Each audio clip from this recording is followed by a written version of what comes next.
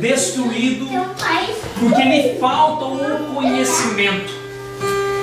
O meu povo está sendo destruído porque lhe falta o conhecimento.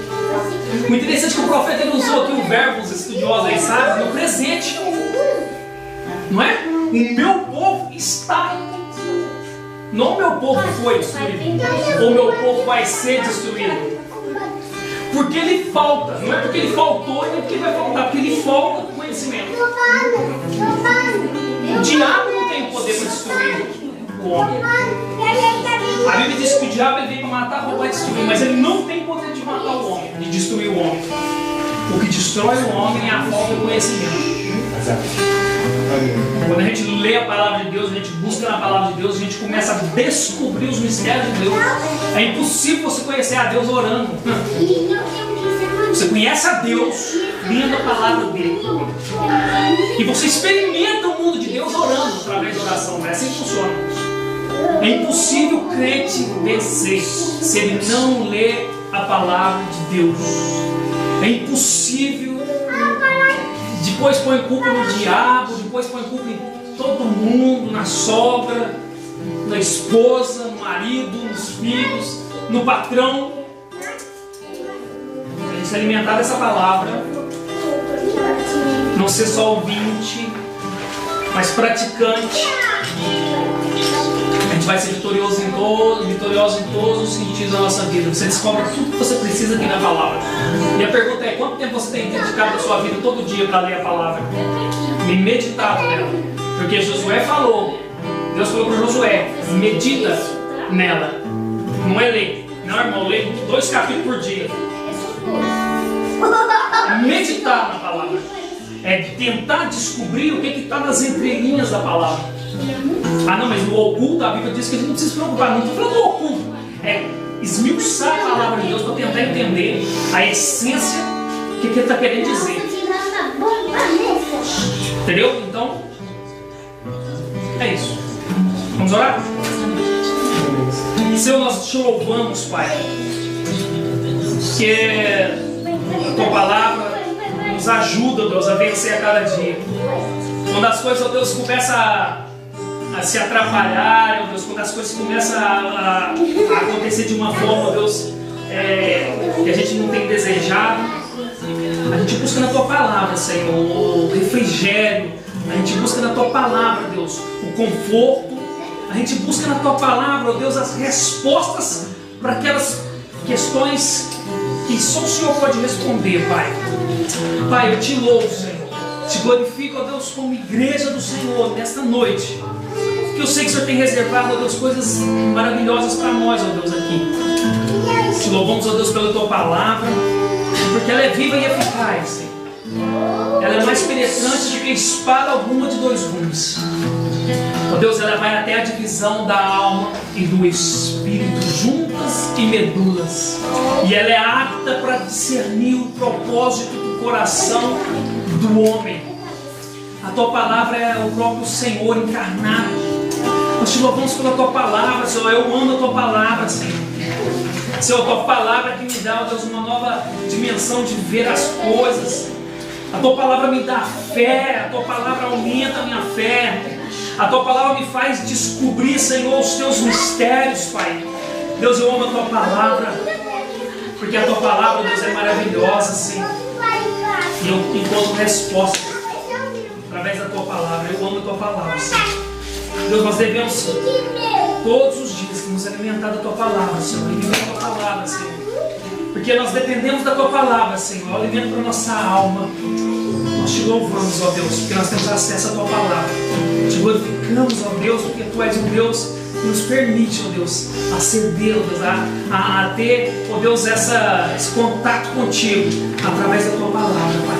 Obrigado pela Tua palavra, Jesus. Nós te louvamos, Deus, e te glorificamos. E não queremos apartar nenhum dia, Senhor, dos nossos lábios, ó Deus, este livro. Nós queremos, ó Deus, meditar nele dia e noite, para poder entender, Senhor, os Teus propósitos. Em nome de Jesus. Toma, ó Deus, este culto nas Tuas mãos. Deus, traga aquelas vidas que estão por vir, ó Pai. Ó Deus, quebra, Deus, tira toda barreira, tudo que impede, ó Deus. Em nome de Jesus. Que nós podemos preparar, ó Deus, para o Senhor um altar, Deus, de adoração nessa noite. Em nome de Jesus. Quantas vezes, ó Deus, nós nos reunimos para tantas coisas, Pai. E separamos só alguns minutos, ó Deus, das nossas vidas. Nesse dia, Senhor. Para te adorar, para te glorificar. E nós queremos ser fiel, ó Deus, nesses momentos, poucos momentos que nós temos. Queremos ser fiel, Senhor. Queremos adorar e dar ao Senhor, ó Deus, um culto de adoração. Devolver ao Senhor um pouco de tudo aquilo que o Senhor tem nos dado, Pai. Obrigado por tudo, Senhor. Fique conosco, Deus, em nome de Jesus.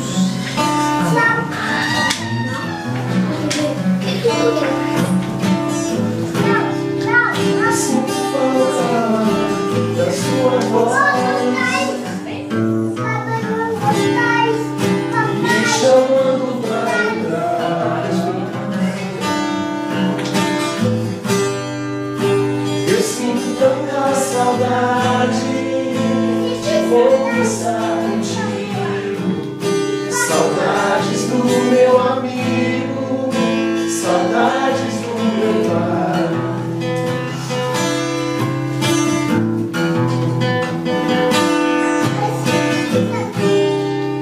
Pai, eu sei que não mereço mais, mas eu não tenho aonde ir.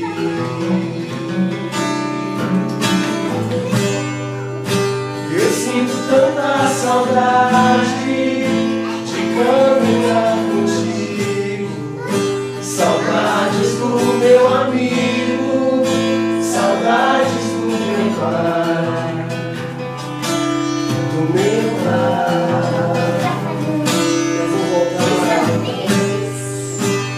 eu vou voltar pra casa do Pai.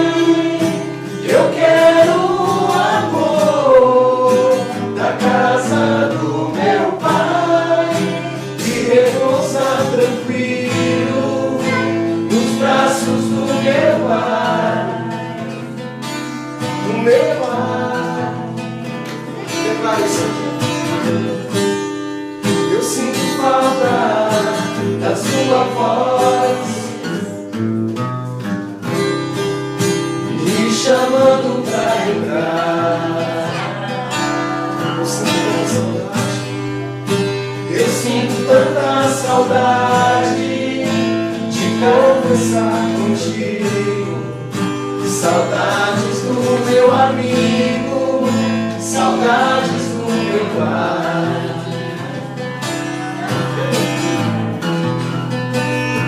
Pai, eu sei que não mereço. Pai, eu sei que não mereço mais. Eu não tenho aonde ir.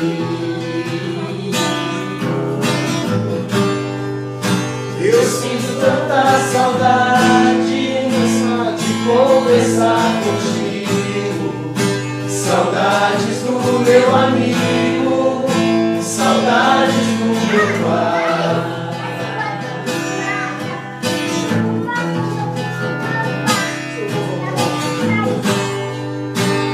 Eu vou voltar pra casa do Pai.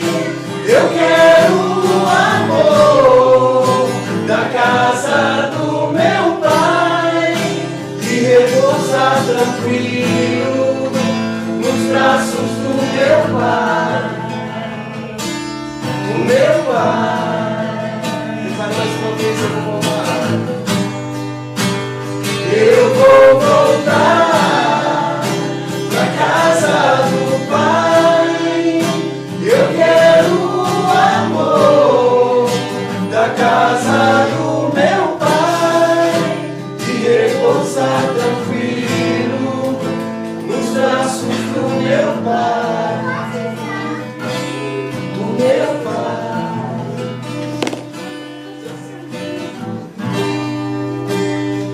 Eu vou voltar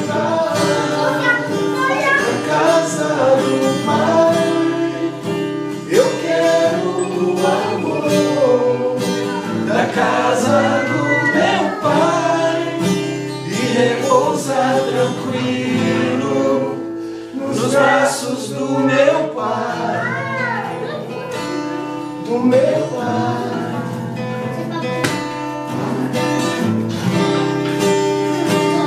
Põe no mudo.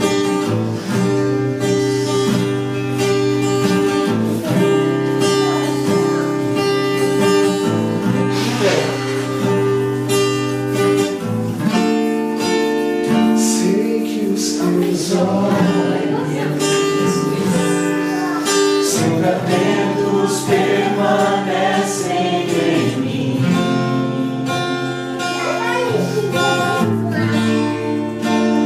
E os teus ouvidos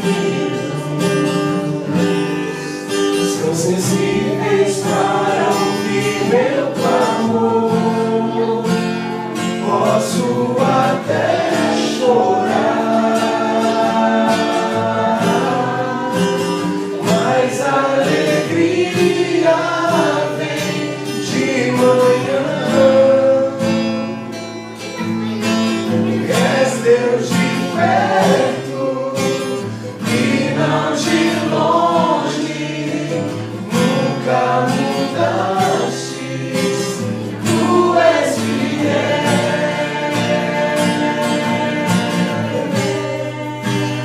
Deus de aliança, Deus de promessas, Deus que não é homem pra mentir. Tudo pode passar, tudo pode mudar, mas tua palavra vai se cumprir. Posso enfrentar o que for, eu sei quem luta por mim. Teus planos não podem ser frustrados. Minha esperança está nas mãos do grande eu sou. Teus olhos vão ver o impossível acontecer.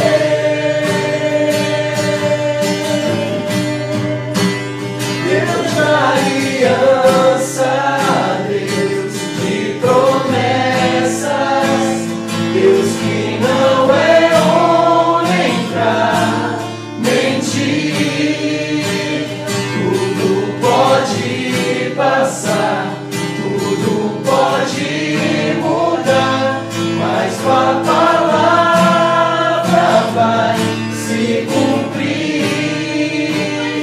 Deus de aliança, Deus de promessas, Deus que não é homem pra mentir. Tudo pode passar, tudo pode mudar, mas tua palavra vai se cumprir.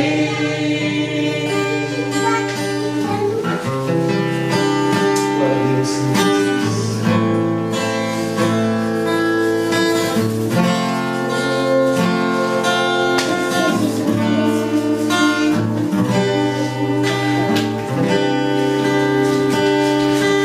Senhor meu Deus, nós cremos que a tua palavra vai se cumprir, Pai. Nós cremos naquilo que o André falou agora, logo no início do culto, que o Senhor quer se mostrar para nós através da tua palavra. E, Senhor, nós admitimos que às vezes nós não temos nem condições de lê-la, Senhor, porque a gente é fraco, porque a gente sentia, a gente não é nada. Mas, Pai, no nome de Jesus, a gente vem aqui hoje de render culto e dizer que a gente precisa de Ti para tudo, Senhor, e que a gente quer ter intimidade contigo, a gente quer conhecer o Teu caráter, a gente quer conhecer, Senhor, aquilo que está no Teu coração, para que a gente possa ser guiado por Ti, Senhor. Pai, no nome de Jesus, recebe o culto de cada um nessa noite. Senhor, que a Tua palavra seja entregue para a Tua igreja, Pai. Que prepare os corações, Senhor, como terra fértil, para que a Tua mensagem, Senhor, produza fruto, no nome de Jesus. Amém.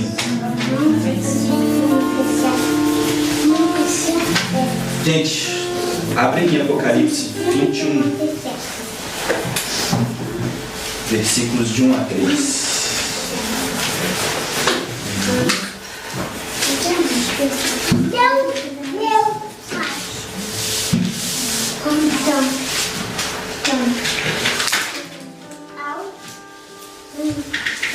Amém? De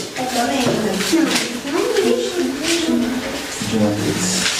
Vi novo céu e nova terra, pois o primeiro céu e a primeira terra passaram e o mar já não existe. Vi também a cidade santa, a nova Jerusalém, que descia do céu da parte de Deus, ataviada como noiva adornada para o seu esposo. Então ouvi grande voz vinda do trono, dizendo: Eis o tabernáculo de Deus com os homens. Deus habitará com eles, eles serão povo de Deus, e Deus mesmo estará com eles. Pai, que cada um, Senhor, receba a palavra de que o Senhor ainda habitará com cada um de nós. Em nome de Jesus. Gente, falei de Apocalipse, mas vocês podem sentar. Podem sentar que a gente vai viajar um pouco.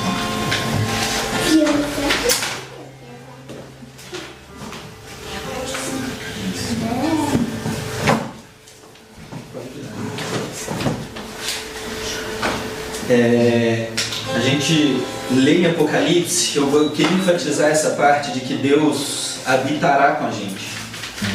Deus habitará com a gente na Nova Jerusalém, aquela cidade que Ele estava preparando. E eu queria voltar lá no Gênesis 1, 26 e 27, quando Deus criou tudo. E também disse Deus: façamos o homem à nossa imagem, conforme a nossa semelhança. Tenha ele domínio sobre os peixes do mar, sobre as aves do céu, sobre os animais domésticos, sobre toda a terra e sobre todos os répteis que se rastejam pela terra. Criou Deus, pois, o homem à sua imagem, e a imagem de Deus o criou. Homem e mulher os criou. Quando Deus, um pouco mais para frente, em Gênesis 2, quando fala dessa mesma passagem, que Deus criou o homem, Deus pegou o pó, e o pó não valia nada, era só pó. E aí Deus vem e sopra o fôlego dele na narina do homem. E aí no versículo fala: e o homem passou a ser vivente. Na Bíblia, esse sopro de Deus, ele diz também, ele quer dizer também o Espírito de Deus. E pegando então a parte de que Deus criou o homem à sua imagem, à sua semelhança, e depois jogou o fôlego dele dentro do homem, eu queria falar com vocês sobre por que Deus criou o homem. Por que no Gênesis Ele criou o homem da terra, do nada. Ele foi lá e com a mão dele ele fez o homem, diferente de todos os animais, a imagem dele, a semelhança dele. E no final, em Apocalipse, quando a gente leu, Ele cria pra gente um novo céu, uma nova terra, que é o novo Éden, né? A Nova Jerusalém é o novo Éden, é onde não vai ter dor, onde não vai ter sofrimento. Mas por que não vai ter isso tudo, gente? Porque Deus vai estar no meio da gente. Vai ser o tempo todo na presença de Deus e a gente vai ter intimidade com Ele. E se eu pudesse responder essa pergunta, por que Deus criou a gente? Em uma só frase eu diria: Deus criou a gente para a gente ter intimidade com Ele. Intimidade de filho. Intimidade de filho amigo. Eu sou filho do Jader, que está lá em Brasília, e meu pai me ama porque ele me ama. Simplesmente porque ele é meu pai e ele me ama. Mas uma coisa que a gente se orgulha de ser um do outro é ser amigo. Então, a nossa intimidade como pai e filho é uma coisa maravilhosa. É uma intimidade que a gente confia de que aquele relacionamento ele não quer nada em troca. Que a gente pode se expor. Eu posso me expor para o meu pai aqui na terra porque eu confio nele. E qual é a dificuldade que nós temos de confiar no Deus que está no céu, que é o nosso Pai, que criou e que soprou o vento dele nas nossas narinas? Eu também fazendo esse estudo, eu pensei mais uma coisa. Deus criou todos os outros animais E se o homem fosse para ser como qualquer um dos outros animais, não seria, tipo, como ele teria intimidade? A gente não tem intimidade com o cachorro. A gente até se relaciona com o cachorro, a gente até se relaciona com o gatinho, mas não tem troca. A gente entende os sentimentos dele, às vezes ele entende os nossos, mas não tem troca. E quando Deus cria a gente a nossa imagem e semelhança, alguns teólogos medievais diziam que a imagem de Deus fazia referência ao natural de Deus. Então nós fomos feitos como natural de Deus. Eu imagino que Deus também tem 2 olhos, nariz, boca. Essa é a imagem de Deus. E a semelhança de Deus fazia referência à justiça de Deus, a justiça original dele, a justiça que nós perdemos. Nós ainda temos algumas semelhanças de Deus, nós ainda temos a imagem de Deus, mas a justiça de Deus nós perdemos com a queda. Mas Deus, glória a Deus, porque Ele criou um plano para a gente resgatar isso, né? E a gente vai falar disso tudo. Então eu vejo que Deus, quando Ele criou a gente, a imagem e a semelhança dele, foi porque a gente poderia falar a mesma língua de Deus. A gente poderia ter os mesmos, de uma certa forma, a gente tem os mesmos anseios de Deus. Anseio por amar, por ser amado, anseio por ter relacionamento de intimidade, anseio por ter um filho e se realizar. Qual pai aqui que não se realiza quando vê no filho algumas características suas mesmo? E o pai, isso é característica de Deus. Isso não é seu, isso não nasceu com você, Fernandes, isso é de Deus. Deus quer ver em você as mesmas coisas que são dele, as características dele, assim como você quer ver no Rafa. A mesma coisa para o André, falando para os pais que tem aqui. As mães, a mesma coisa. Quanto a parte fica ali feliz, o sorriso dela pede licença para as orelhas. Quando alguém fala assim, nossa, esse menino tá sua cara, hein? E eu acho que Deus é a mesma coisa. Quando alguém fala assim, nossa, mas esse varão, filho de Deus, está realmente cheio do Espírito Santo. Acho que o sorriso de Deus pede espaço para a orelha dele. Porque ali ele vê a intimidade que ele está tendo com a gente. Ali ele vê que ele ensinou alguma coisa, que alguma coisa dele foi passada para a gente. E aí, voltando ainda nas passagens de Gênesis, Gênesis 2:5, tem uma coisa que eu achei interessante. Fala, não havia nenhuma planta no campo não havia nenhuma planta do campo na terra, pois não havia nenhuma erva do campo, pois ainda nenhuma erva do campo havia brotado, pois o Senhor Deus não quisera chover sobre a terra, e também não havia homem para lavrar o solo. Como assim? Deus então cria a terra, cria tudo, e aí não existia nada ainda porque não tinha homem para lavrar o solo. Em Gênesis 2, no mesmo capítulo, no versículo 15, em 2:15, fala, tomou, pois, o Senhor Deus ao homem e colocou no jardim para o cultivar e guardar. O que é o cultivar e guardar? Deus criou a terra, Deus criou todas as plantas, Deus criou os animais, e aí ele vira para o homem e fala assim, olha filho, eu fiz isso aqui tudo, e eu queria que você tomasse conta disso para mim. Eu queria que você cuidasse da terra, eu queria que você cuidasse, podasse as plantas, dá nome aí para todas elas, dá nome aí para todos os bichos, e cuida para que essa terra seja fértil, e guarda esse jardim, por favor. Sabe o que eu vejo isso? Eu vejo isso como cuidar das coisas de Deus, cuidar daquilo que Deus fez, é administrar as coisas de Deus. E por que é tão importante cuidar das coisas de Deus? Por que é tão importante administrar as coisas de Deus? Vamos ver o que diz a Bíblia lá. Vamos lá. Vamos viajar, tá? 1 João 2,17. Quem achar, lê aí, por favor. Ora, o mundo passa. 1 João 2,17. Ora, o mundo passa, bem como a sua concupiscência. Aquele, porém, que faz a vontade de Deus, permanece eternamente. Gente, por que fazer a vontade de Deus? Por que se ocupar das coisas de Deus? Porque quem faz a vontade de Deus vive eternamente. Vocês querem viver eternamente? Comecem a cuidar das coisas de Deus.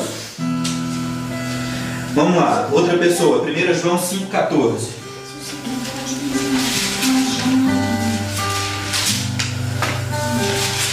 o outro aí, abrem a Hebreus 10, 36. E uma última, Marcos 3, 35. 5, 14. Vai lá, Paloma. E essa é a confiança que temos nele. Que se pedirmos alguma coisa segundo a sua vontade, ele nos ouve.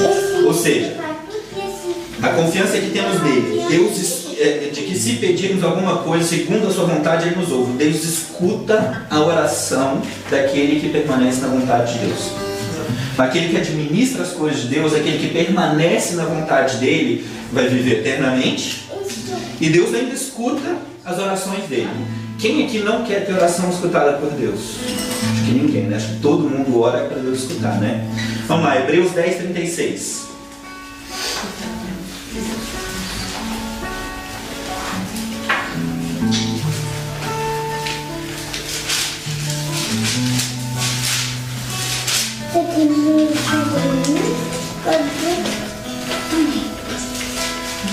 Você está tendo muito frustrado? Pode falar, Porque necessitais de paciência para que depois de haver desfeito a vontade de Deus, possais alcançar a promessa. Gente, mais uma vez, fazer a vontade de Deus, porque necessitais de paciência para que depois de haver desfeito a vontade de Deus, possais alcançar a promessa. A promessa de Deus está em toda a Bíblia. André falou ali, tipo, o coração até pula, né? Quando na abertura tem que completar a palavra. Se você quiser saber das promessas de Deus que tem para você, o caráter, aquilo que vem do caráter de Deus, da vontade dele, está aqui. Essa é a promessa dele.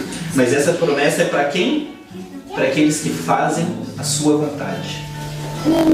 E por último, Marcos 3,35. Alguém já abriu aí? Eu fiz o quadro. Tem que ficar isso. Pode. Porquanto, qualquer que fizer a vontade de Deus, esse é meu irmão, e minha irmã e minha mãe. Olha só, gente.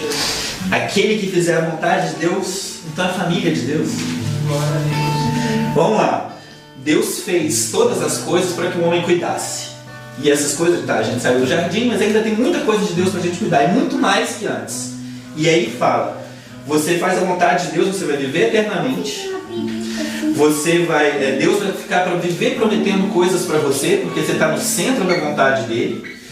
E aí mesmo quando você precisar de alguma coisa, ele vai ouvir as suas orações, e você ainda vai ser chamado família dele. Você ainda vai poder correr e dizer, Pai. Isso, gente, é cuidar das coisas de Deus. E isso, cuidar das coisas de Deus, ter relacionamento com Deus, cuidando das coisas dele, sendo família dele, sendo filho dele. Vamos ver algumas coisas, algumas das promessas, algumas das coisas que Deus tinha como, assim, do que acontecia com as pessoas na Bíblia que tiveram intimidade com Deus. Eu peguei alguns exemplos assim, vocês podem anotar, eu vou ler bem rapidinho. Gênesis 5 conta a história de Enoque.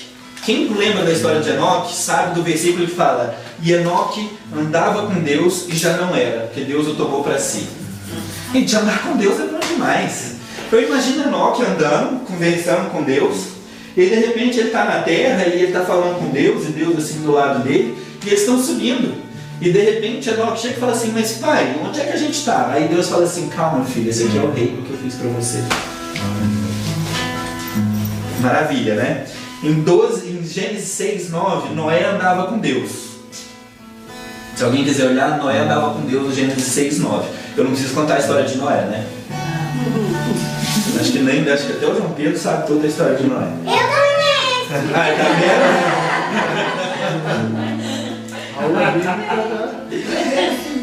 Em Gênesis 2, 1, Abraão disse o Senhor a Abraão, ou seja, Deus conversava com Abraão.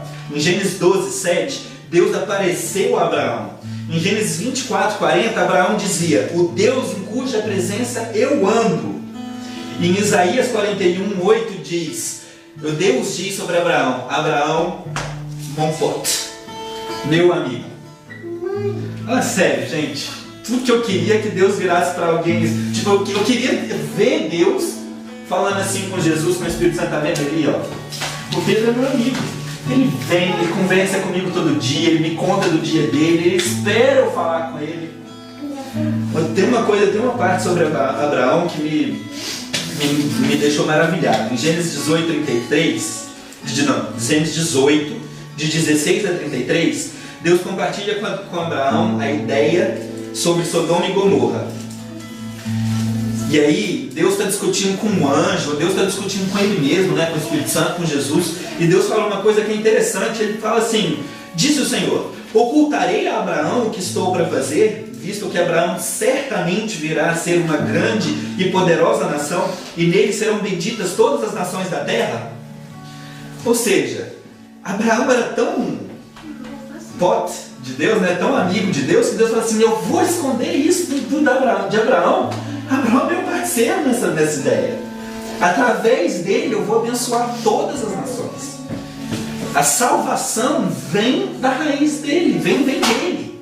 Eu vou esconder alguma coisa dele?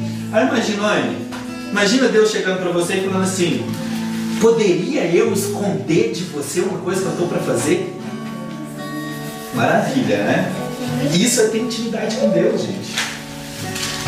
Isso é ter intimidade com Deus. Aí eu queria falar mais especificamente de um homem que era segundo o coração de Deus. Está escrito lá em Atos 13, 22.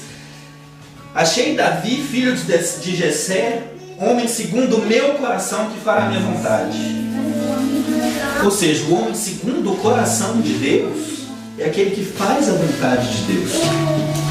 É aquele que lá no Éden ainda cuidava do jardim e aqui hoje pergunta para Deus, Deus, qual é a sua vontade para que eu possa fazer a sua vontade, para que eu possa cumprir? E o coração de Davi estava sempre em harmonia com a vontade de Deus. Mesmo quando Davi era humilde, eu não posso pegar todos os salmos aí, ele dizia, no 1 Samuel 17:33, Davi disse, o Senhor me livrou das garras do leão. Em Salmo 34:4 ele diz, busquei o Senhor e ele me acolheu, me livrou. E Davi errava também, gente. Quem aqui não conhece a história de Davi, Batseba e Urias? Tem alguém aqui que não conhece a história da traição, do adultério de Davi? Você conhece, Thiago, a história? Conhece, Leandro? Conhece, Paulão? Bom, enfim. Perguntei para vocês que eu não tenho intimidade ainda com vocês, a intimidade que eu quero ter. Mas enfim, essa história conta como Davi errou, toda a maldade que ele fez com alguém que era fiel a ele, com alguém que servia a ele. E aí Deus, com toda a misericórdia dele, manda um recado para Davi, né? Natan chega lá e fala assim, olha, conta toda aquela historinha, o que acontece com um homem que tinha muitas ovelhas, aí foi lá no pobrezinho, pegou a ovelha dele, matou e recebeu ele. E Davi, quando ele reconhece que ele errou, que ele era o homem mau, vocês lembram do que Davi fez? Ele foi para a porta do templo e chorou e se entregou e falou, Pai, me perdoa. Ele deixou de arcar com as consequências dele? Não. Das consequências do erro dele? Não. Ele não deixou de arcar com as consequências. Mas mesmo arcando com as consequências de que, como Deus falou, de que a espada estaria sempre no meio, sempre durante o reinado de Davi, Davi ia ter a espada do lado dele, ele teve, mas ele tinha paz. Em todos os salmos que Davi escreveu, conta como Deus livrava Davi, como Deus dava paz para Davi. E isso é intimidade. O Senhor é meu pastor e eu sei que nada vai me faltar. E mesmo que eu ande pelo vale da sombra da morte, não temerei mal algum. E quando ele unge a minha cabeça, o cálice transborda. Davi, no centro do problema, sabendo que ele estava arcando pelas consequências de um erro que ele fez, ele não deixou de ter intimidade com Deus. Ele não às vezes a gente até sente a raiva de Deus, às vezes até a gente se sente injustiçado por Deus, mas quando a gente reconhece que aquilo do nosso erro, Deus espera que a gente tenha um coração assim, igual o de Davi.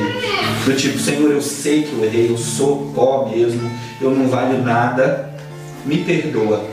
E eu sei que mesmo assumindo as consequências de um erro meu, o Senhor continua sendo meu pastor. E hoje, gente, como é que a gente se relaciona com Deus? Qual é a diferença que existia entre Moisés, que tinha relacionamento com Deus, Davi, Abraão? Eu poderia aqui fazer uma lista, ficar até amanhã falando de homem que tinha relacionamento com Deus no Velho Testamento. Mas eu queria saber qual é a diferença que nós temos hoje. Eu acho que eu não preciso dizer que a grande diferença que nós temos hoje entre esses homens e nós é a presença de Jesus no meio de nós. É a presença do Espírito Santo. É o que Jesus veio fazer aqui. É o plano da salvação. É a consumação do plano de Deus para ter intimidade comigo e com você. Essa é a diferença. É que eu não preciso mais fazer sacrifício. Enfim, eu peguei alguns aspectos daquele que tinha intimidade de filho e de amigo com Deus, uma intimidade perfeita, que é Jesus. Jesus aqui na terra, ele era igual a mim e ele é igual a você. E ele tinha uma intimidade perfeita com Deus. Mas como que ele tinha intimidade perfeita com Deus? Eu peguei alguns aspectos. O primeiro deles é serviço. Jesus servia a Deus. Em todas as coisas que Deus mandava, Jesus servia. Jesus servia ensinando, Jesus servia curando, Jesus servia encorajando, Jesus servia exortando, Jesus servia lavando o pé, Jesus servia brincando com as crianças. Jesus servia. Todo mundo aqui tem servido. Jesus era obediente. E me chamou a atenção em toda a parte da obediência de Jesus. Me chamou a atenção Jesus no Getsemane. Enquanto ele dizia: Pai, eu não quero ir. A culpa não é minha. A culpa não é minha. Eu preciso mesmo. Se puder, Pai, afasta de mim esse cálice. Porque embora o meu espírito esteja preparado, ele já estava preparado antes da fundação do mundo, a carne é fraca, eu estou sofrendo. Alguém que já transpirou sangue, gente? Pois a ciência fala que você pode transpirar sangue. Se você chegar num nível extremo de estresse, você pode transpirar sangue. Jesus estava nesse nível de extremo de estresse. Eu não conheço ninguém mais que passou por esse nível. Mas ele foi obediente até o fim. Ele foi obediente para morrer. Vocês têm sido obedientes? Não, eu tenho sido obediente. Jesus tinha fé. Aí vocês falam assim: fé? Como assim? Jesus tem... Ontem eu preguei essa palavra para o João e o João perguntou assim: Jesus tinha fé em Jesus? É mais ou menos assim mesmo. Não que ele precisava ter fé em Deus, porque ele era o próprio Deus, mas Jesus tinha fé naquele plano que ele veio aqui na terra para fazer. Ele veio aqui na terra, Jesus tinha uma missão muito, muito bem definida. E ele tinha noção da identidade dele. Queria saber se vocês têm noção da identidade de vocês, noção da identidade de filhos, de escolhido por Deus, escolhido para um plano bem definido. Jesus tinha. Jesus sabia que ele veio aqui na terra, que ele ia passar, quanto tempo ele ia passar, que ele ia morrer na cruz. E ele tinha fé que aquilo que ele estava fazendo ia salvar a nação inteira. Eu queria ter fé suficiente para ter certeza de que aquilo que eu estou fazendo vai salvar pelo menos o meu filho. Nem isso eu tenho. Confesso. Nem fé, nem para... Assim, Jesus, ele tinha fé que o plano dele era perfeito. E acho que isso levou ele para frente durante todas as vezes que ele teve problema, todas as vezes que ele se perguntou. E eu não consigo ter fé para ter certeza se o João Pedro ou se alguém que escuta uma palavra que sai da minha boca algum dia vai se converter e vai aceitar Jesus. Pois Jesus falava que com a fé, com um grão de mostarda, a gente faria monte sair de um lugar e ir para o mar. Eu não sei nem como dividir um grão de mostarda, porque ele é fininho, daquele que entra no nariz quando a gente espirrar. E eu não tenho essa fé não. E Jesus fazia uma coisa que era muito... O Michel tem falado disso o tempo todo, o André, o Fernando. Lá em casa a gente tem conversado sobre isso. Jesus orava, gente. Jesus orava o tempo todo. A comunhão de Jesus com o Pai é uma coisa tão perfeita que ele estava o tempo todo na presença do Pai. Aí eu pergunto, tem alguém aqui que está o tempo todo na presença de Deus? 24 horas por dia, 7 dias por semana? Como que Jesus estava o tempo todo na presença de Deus? Primeiro ele conversava com Deus, como eu converso com você, e falava: Pai, tá vendo aqui, ó, esse povo sem fé, Pai. E o tempo todo ele conversava com o Pai. Mas olha, tem umas passagens na Bíblia que falam que é interessante. Em Lucas 5,16 fala assim, ó: ele, porém, se retirava para lugares solitários e orava. Ele se retirava para lugares solitários e orava significa uma ação que era continuada. Ele não fez isso, ele fazia isso o tempo todo. E quem lê os evangelhos vê que Jesus, durante várias vezes, ele chega e mandava os discípulos: vai embora, deixa eu orar. Larga Deus. Se vocês querem ir orar, vai orar, não vai. Deixa eu aqui. Mas Jesus tinha intimidade com Deus em oração no secreto dele. No secreto. Em Lucas 6, de 12 a 13, Jesus orou para poder escolher dentre os discípulos dele aqueles que seriam apóstolos. Porque Jesus também não tinha só 12 discípulos, Jesus tinha milhares de discípulos, mas só 12 foram apóstolos. Foram incumbidos, tiveram a missão de representar Jesus na terra. O apóstolo é isso, ele tem a missão de representar aquele que envia. O apóstolo representa aquele que envia. E de todos os discípulos dele, Jesus subiu no monte e falou: Pai, então, olha, eu tenho um bocado de gente aqui, mas quais deles eu vou escolher para mim? E aí ele voltou e escolheu os 12. Em Lucas 9, 28 a 36, Jesus orou no momento que ele precisava de encorajamento. Quem lembra dessa história foi o momento em que vieram Elias e Moisés para conversar com Jesus. E aí as vestes dele ficaram alvas e o rosto dele resplandeceu. Ali, Moisés e Elias conversando com Jesus, eu imagino que eles realmente estavam encorajando Jesus. Jesus precisava de um encorajamento como um homem. Tipo, vai, tá tudo certo, é isso aí mesmo. Em Mateus 6, tem em Lucas também, mas eu quis pegar Mateus 6, Jesus ora também de uma forma didática. Jesus ora para ensinar a orar. É a oração dominical, a oração do Pai Nosso. Vocês têm orado para ensinar alguém a orar? Aqueles que não têm filho, meio um pouco mais, né? Precisava ter alguém. Mas quando você tiver alguém para discipular, a gente estava conversando sobre discipulado mais cedo, a gente tem que orar para ensinar a orar. Em Lucas 22, 31 a 32, Jesus ora intercedendo. Nessa passagem aqui, ele orou intercedendo por Pedro e ele fala: Pedro, eu rogo por você, para que a sua fé não diminua e quando você se converter, você possa fortalecer os seus irmãos na fé. O rogo é mais que pedir. O rogo, se vocês olharem a raiz da palavra, de onde vem a palavra, significa total dependência e necessidade. Eu dependo de Deus e eu tenho necessidade de Deus. Isso é rogar. Jesus rogou a Deus para que Pedro pudesse cumprir a missão dele.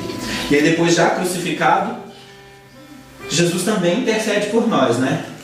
Pai, perdoe eles porque eles não sabem o que fazem. Um pouquinho antes, Jesus vai orar no momento de angústia. No momento de extrema angústia, Jesus também se retira para orar. E Jesus, já na cruz, no momento de entrega da vida dele, ele ora e diz: Pai, está consumado. E ali ele entrega. Então Jesus orava. O tempo todo ele orava. E se a gente voltar para o começo da pregação, o começo do Gênesis, por que Deus criou o homem? Deus criou o homem para ter um relacionamento de troca e intimidade. Troca porque ele quer te ensinar e quer que você aprenda. Ele quer te dizer qual é a missão dele e quer que você execute. Ele quer sua gratidão. Ele quer ter relacionamento com você. Depois da queda, como é que Deus pode ter intimidade com o homem? Como é que Deus pôde ter intimidade com o homem depois da queda? Pela extrema misericórdia dele. Porque ele é misericordioso. Característica de Deus. Depois de Jesus, qual é o caminho para ter intimidade com Deus? Jesus. É o único. Ele mesmo fala: eu sou o caminho, a verdade e a vida.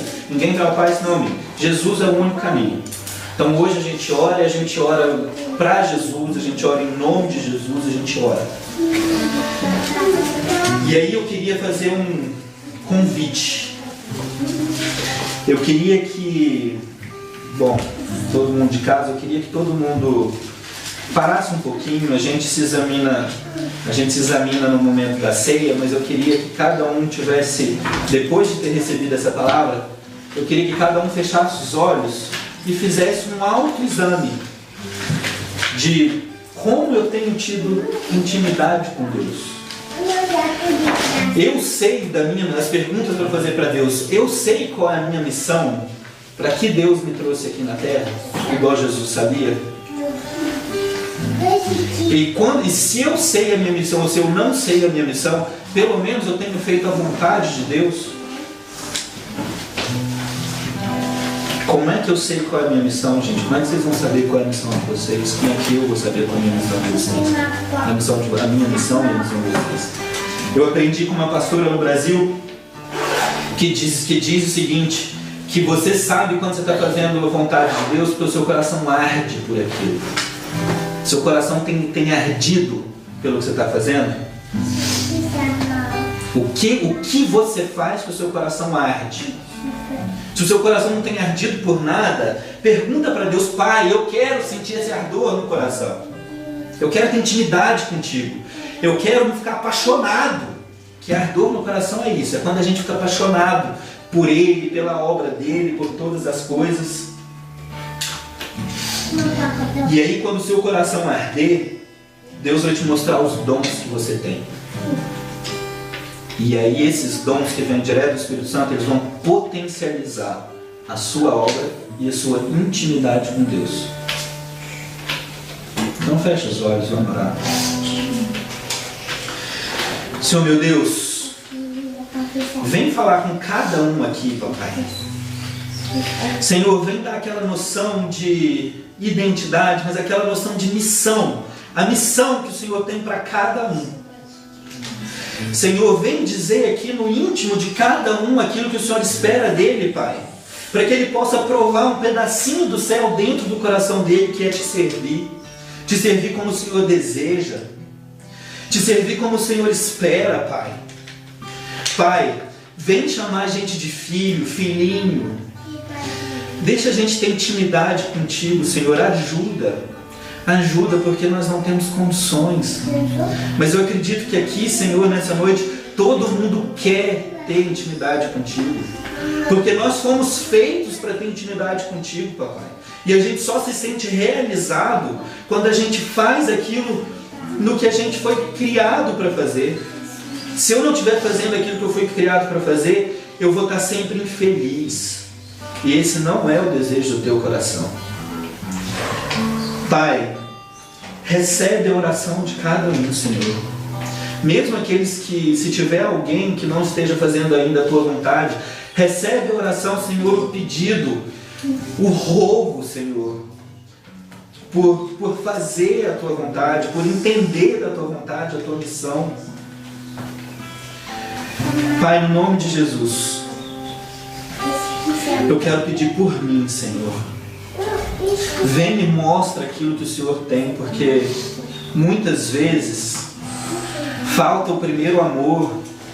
E o primeiro amor não é aquele que eu ganhei quando eu converti, não. O primeiro amor é aquele que Adão tinha lá no Éden e o Senhor tinha com ele. É esse o primeiro amor eu quero, é uma intimidade completa contigo, Deus. Que todos os dias, na firação do dia ou em todos os momentos eu possa chamar Pai e o Senhor vai responder: Filho, eu estou aqui. Senhor, potencialize em cada um os dons que o Senhor entregou, para que a gente possa fazer todas as coisas naquele que nos fortalece. E que todas as nossas obras, Senhor, sejam para a Tua honra e para a Tua glória. E que o Senhor se agrade de nós, Senhor, para que a gente possa um dia herdar daquela nova Jerusalém, aquela nova cidade que o Senhor descreveu aqui em Apocalipse. Novo céu e nova terra. E ali, Senhor, eu vou ter sim intimidade plena contigo, Senhor, completa contigo, porque o Senhor vai estar no nosso meio.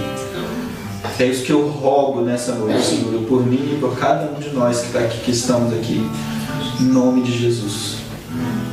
Amém.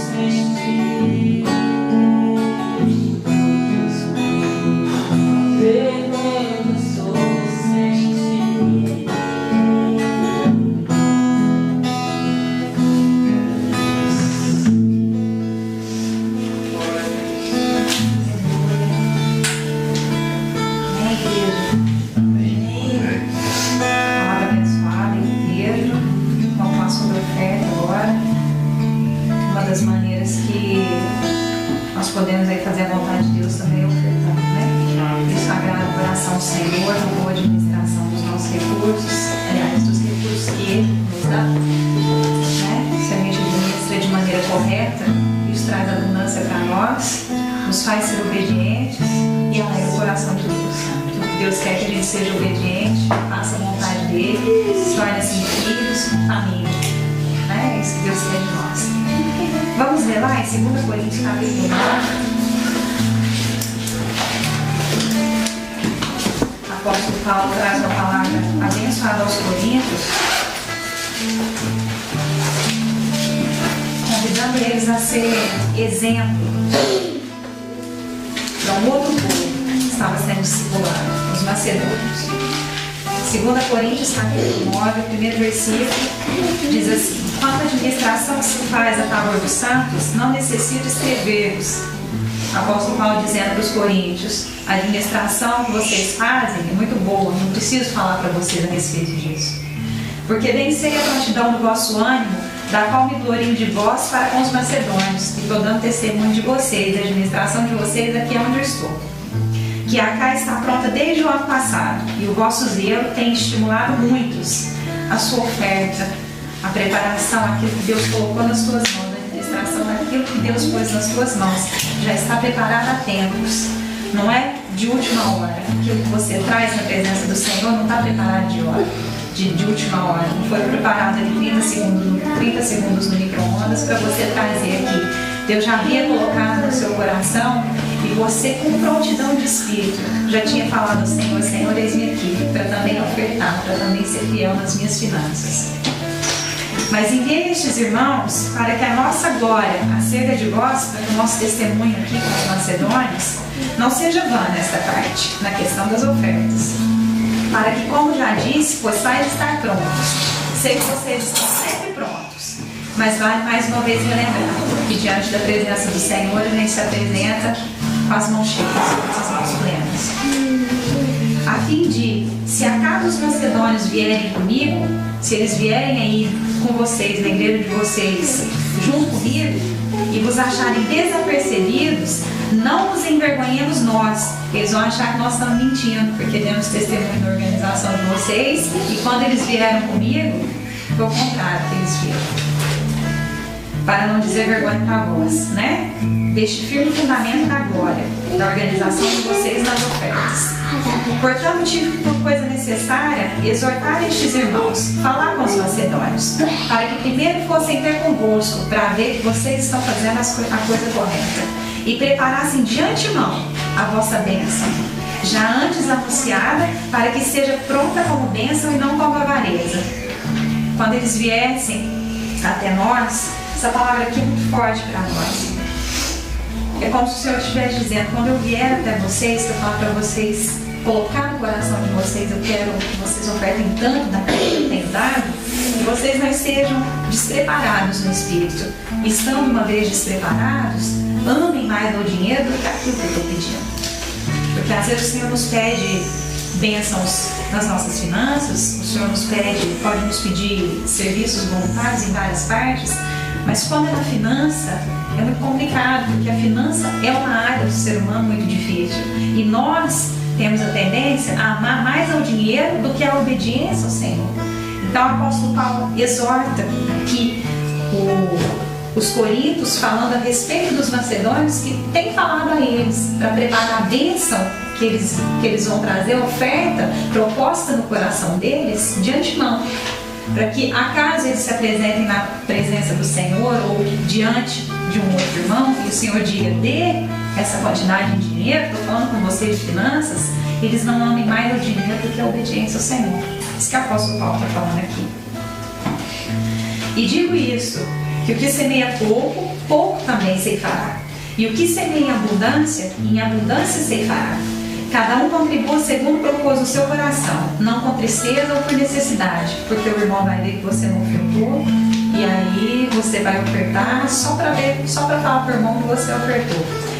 Essa não é a boa intenção do nosso coração. Nós não podemos ofertar simplesmente porque o irmão vai ver o que o irmão vai pensar.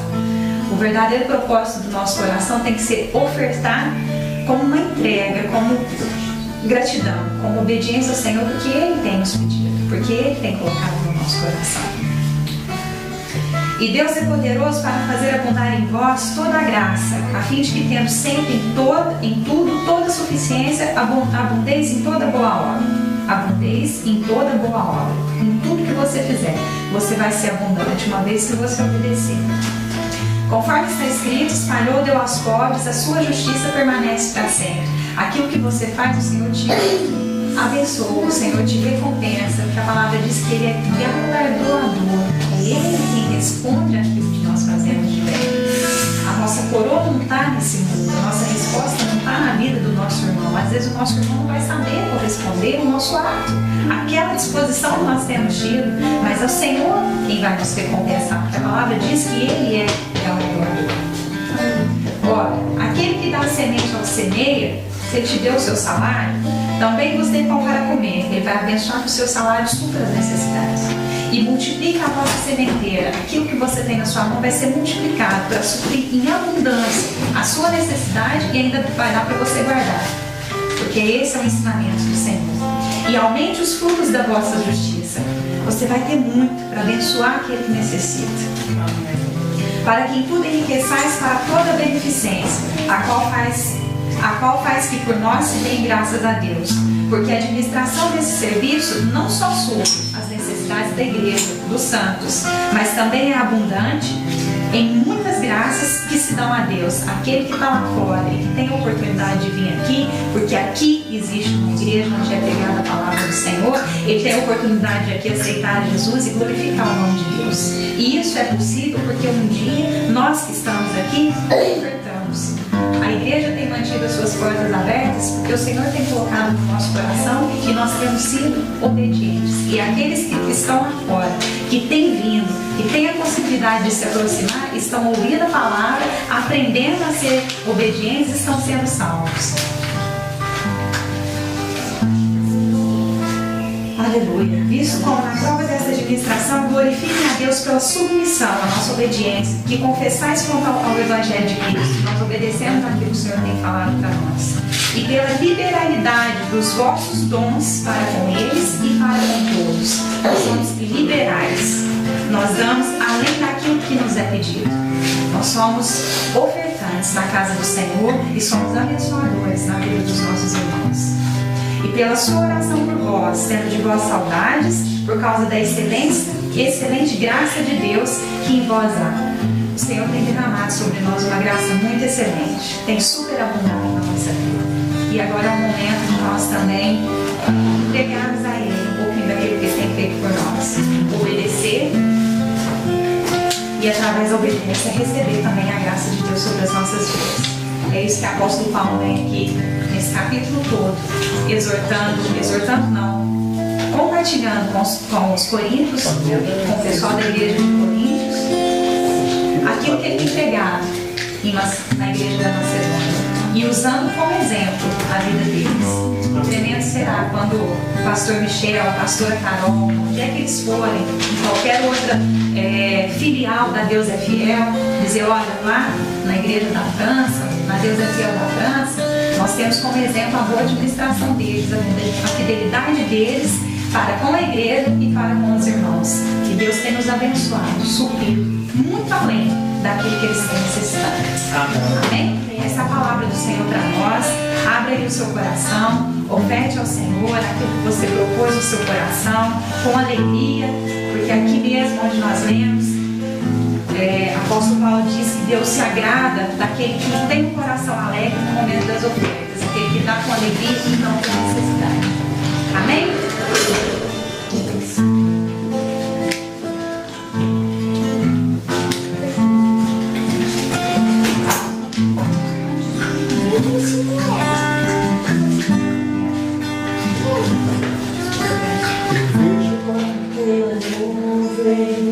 Do tamanho da mão de um homem, mas este é o sinal que a chuva vai descer. Eu vejo uma pequena nuvem do tamanho da mão de um homem, mas este é o sinal que a chuva vai descer. Vai chover, vai chover. Abre as comportas do céu e vai chover.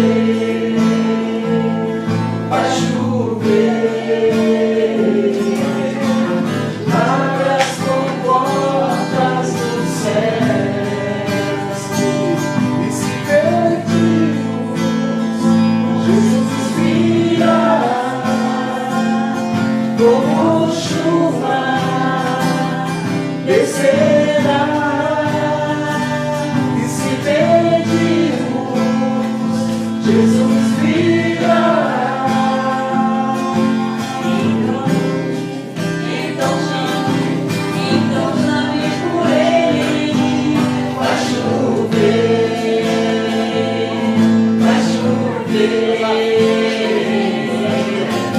Abre as comportas do céu e vai chover,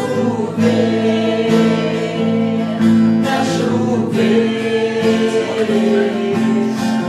Abre as comportas do céu.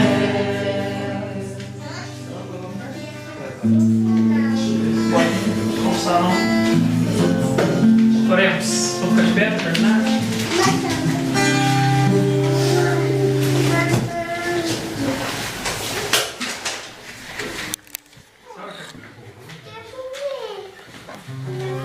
Agora não, ainda não acabou o culto, gente. Espera só um pouquinho.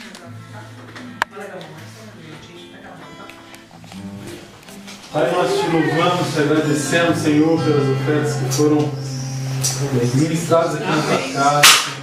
Queremos te louvar e te agradecer porque o Senhor tem suprido os nossos segredos.